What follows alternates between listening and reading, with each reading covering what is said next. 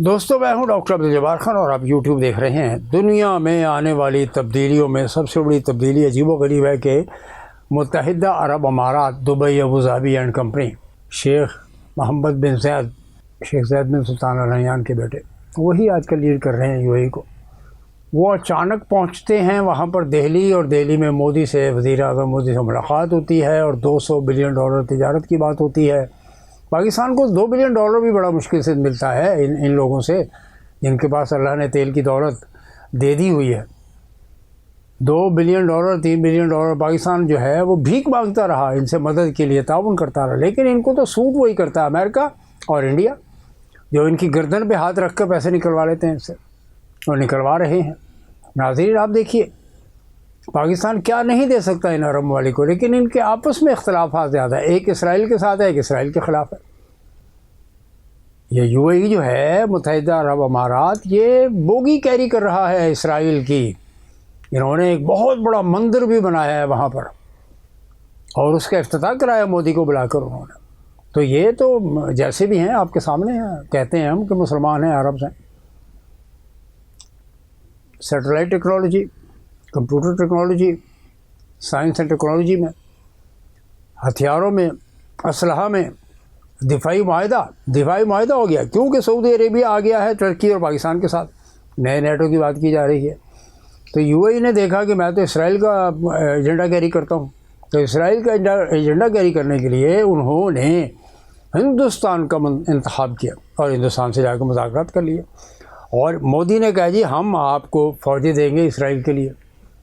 پاکستان کو پیس بورڈ میں جانا ہے، غزہ بورڈ میں، جو ہم ٹرمپ کا بورڈ ہے، بورڈ نام رکھا انہوں نے، کوئی کمپنی ہے private limited, it's a board of directors کو 60 کے قریب انہوں نے ممبر لینے ہیں۔ 60 ممبر اگر آ جاتے ہیں تو اس میں کچھ کمزور بھی ہیں پاکستان جیسے۔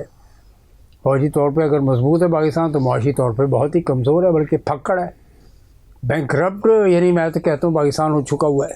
مانیں گے نہیں یہ بات، یہ کہتے ہیں نہیں جی پاکستان بہت مضبوط ہے۔ بالکل ٹھیک ہے، اللہ کرے مضبوط ہو جائے، کون نہیں چاہتا کہ اپنا وطن مضبوط نہ ہو، سب چاہتے ہیں خوشحالی ہو، خود کفالت ہو۔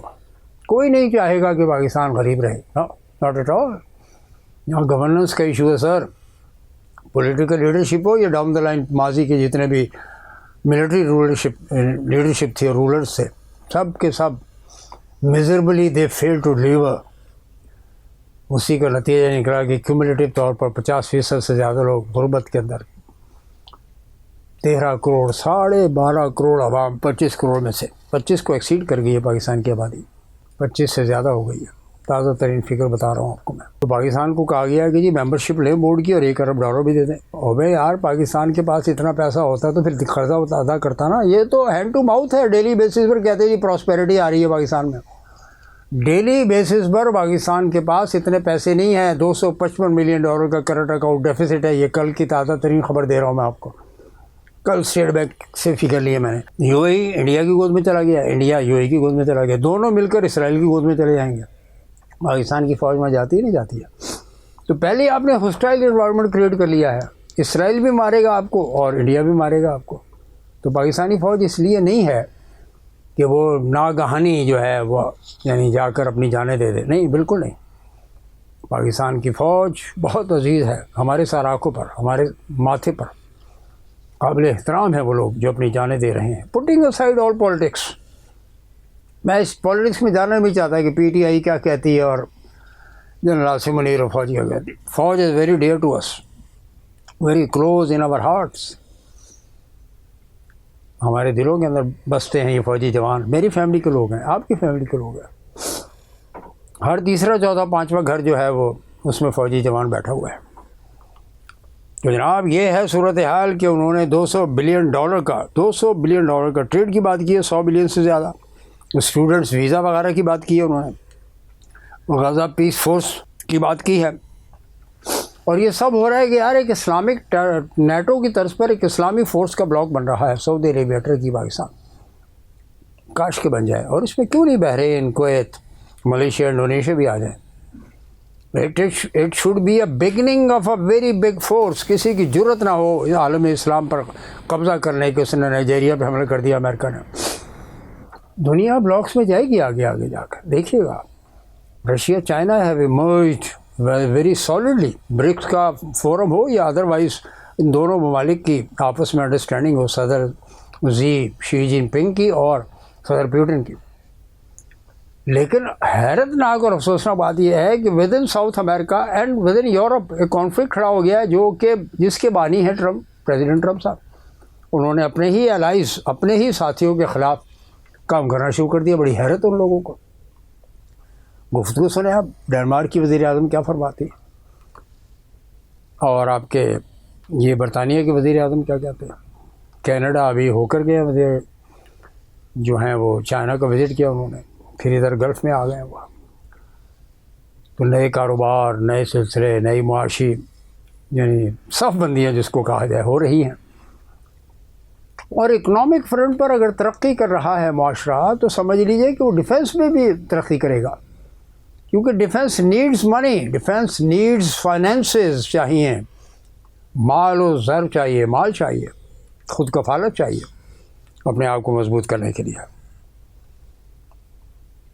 انٹرنیشنل مانیٹری فنڈ نے 3.6% GDP growth, gross domestic product, مجموعی قومی پیداوار کو ریویو کیا ہے اور کہا ہے کہ اب 3.2 ہوگا, یعنی 0.4 اور ریڈیوس ہو گیا. یہ ہے ترقی جناب. پھر آپ کہتے ہیں پاکستان کی موجودہ حکومت پہ تنقید کی جاتی ہے. تنقید کے تو اسباب ہیں, تنقید کی یہ اسباب ہے کہ آپ کی گروتھ جو ہے وہ ڈاؤن ورڈ ریوائز ہو چکی ہے. میں نہیں کر رہا, انٹرنیشنل مانیٹری فنڈ کر رہا ہے, آپ ورلڈ بینک کے صدر آنے والے ہیں, اس کی تیاری کر رہا ہے پاکستان جناب. یہ کچھ ہے. مودی صاحب نے ایک جھولا پیش کیا جس کی تفصیل میں شارٹ میں دوں گا. کس کو؟ شیخ محمد بن زید کو. یہ تھوڑی سی گلمسز میں دے دوں. Trump says US needs Greenland, اور ڈنمارک کی وزیر اعظم نے اس کو رسپونڈ کیا کہ کیسے دیتے ہیں. آگے چلیں. کوہاٹ کے علاقے میں بڑی مقدار میں اللہ رب العزت نے گیس دی ہے, گیس کی ڈسکوری ہوئی ہے کوہاٹ پاکستان میں. IMF نے اپنا آؤٹ لک دیا ہے پاکستان کی گروتھ کا, جس کا میں ذکر آپ کے سامنے کر چکا ہوں. الیکشن کمیشن بنگلہ دیش نے فائنل روڈ میپ دے دیا. 12 فروری کو انتخابات ہیں. کتنے دن رہ گئے ہیں؟ زیادہ سے زیادہ 22 دن, 21 دن, 3 ہفتے. 3 ہفتے کے بعد وہاں پہ موسٹ پرابلی ایک الائنس بنے گا, کولیشن گورنمنٹ ہوگی, مخلوط حکومت ہوگی, جس کی سربراہی طارق رحمان خالدہ ضیاء کے بیٹے کریں گے. یہ نظر آ رہا ہے. گندم کی شارٹیج ہے بنگلہ دیش میں, لیکن اس کے لیے 57,000 میٹرک ٹن گندم لے کر امریکہ سے جہاز پہنچ گیا ہے بنگلہ دیش کی بندرگاہ پر, اتارا جا رہا ہے. تو یہ ہے جناب. مودی صاحب بہت خوش ہیں کہ انہوں نے ایک بڑے عرب ملک, رچ کنٹری کو اپنے ساتھ ملا لیا ہے. یہ وہ صورتحال نظر آ رہی ہے کہ ابھی پیچھے عاصم منیر صاحب ہو کر آئے وہاں پر. وزیر اعظم مسلسل دبئی اور سعودی عربیہ کے چکر ہے. سعودی عربیہ اور UAE کے کانفلکٹ کے نتیجے میں یہ سچویشن پیدا ہوئی ہے سر, کہ پاکستان کا جو دشمن, ازلی دشمن ہے, اس سے جا کر متحدہ عرب امارات کے صدر نے ہاتھ ملا لیا ہے, اور سینکڑوں ارب ڈالر کی بات ہو رہی ہے. پاکستان کی طرح نہیں کہ ٹوٹ پونجیوں کی طرح جاتے ہیں, یہ بیکاریوں کی طرح جاتے ہیں, 1 بلین 2 بلین 4 بلین ڈالر کی بات کرتے ہیں. ان کے پاس ویژن نہیں ہے. پھر آپ کہتے ہیں جی تنقید ہوتی ہے. تنقید تو ہوگی. 8 فروری کو اپوزیشن PTI جناب اچکزئی, راجہ ناصر عباس, راجہ سلمان اینڈ کمپنی, دیگر گوہر بڑے پیمانے پر پاکستان میں مظاہرے کا پروگرام فائنل کر رہے ہیں, اور یہ بڑا احتجاج لگتا ہے مجھے. اس لیے احتجاج لگتا ہے کہ انصاف اس کو نہیں مل رہا. ایک صاحب نے مجھ سے پوچھا کہ آپ شاید عمران خان کو سپورٹ کرتے ہیں. نو, ناٹ ایٹ آل. ہم جسٹس کو سپورٹ کرتے ہیں, انصاف کو سپورٹ کرتے ہیں جو پاکستان سے ناپید ہو چکا ہے.